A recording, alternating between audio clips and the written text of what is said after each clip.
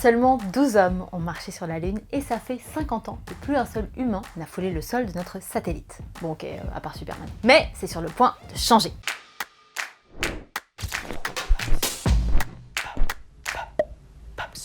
Le 20 juillet 1969, Neil Armstrong pose le pied sur la Lune lors de la mission Apollo 11 et déclare le désormais célèbre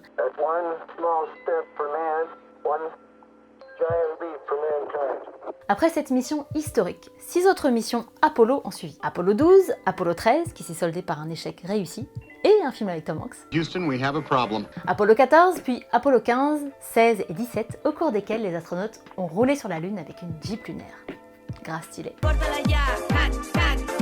Après Apollo 17, qui a eu lieu il y a 50 ans tout pile, le programme Apollo a été abandonné. Notamment pour des raisons financières et parce que la guerre du Vietnam pompait une grosse partie du budget fédéral. Et sinon l'espace c'est sympa? Les gouvernements américains successifs ont ensuite choisi de concentrer les sous et l'énergie de la NASA dans les programmes navettes et dans la construction de la Station spatiale internationale. Avant de vouloir à nouveau...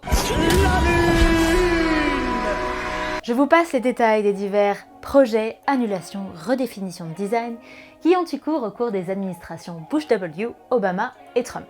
Retenez que le nouveau programme lunaire s'appelle Artemis, du nom de la sœur d'Apollon. Car cette fois, il ne s'agit plus d'envoyer des hommes blancs sur la surface de la Lune, mais notamment une femme et une personne de couleur. Voilà pour le symbole. Très important. Le symbole. Quant à la stratégie, elle consiste à envoyer des femmes et des hommes non plus pour des courts séjours. Du temps d'Apollo, c'était au maximum 12 jours sur place, mais de façon durable. L'idée, c'est de construire peu à peu une base lunaire. Une base qui servirait surtout à apprendre à vivre sur une autre planète, en vue de futurs voyages habités vers Mars, mais qui servirait aussi à faire de la science. Car la Lune, c'est un genre de livre ouvert sur nos origines.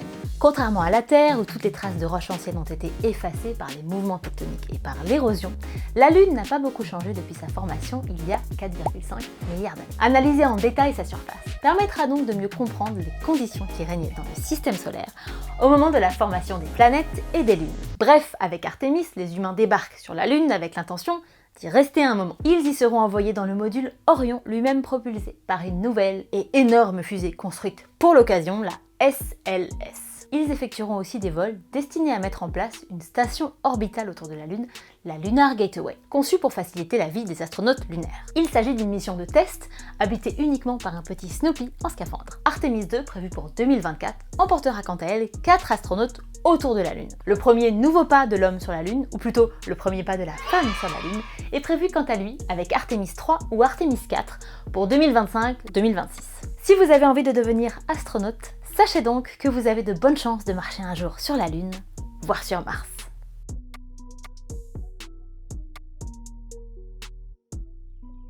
It's a small step for man, a giant leap for mankind.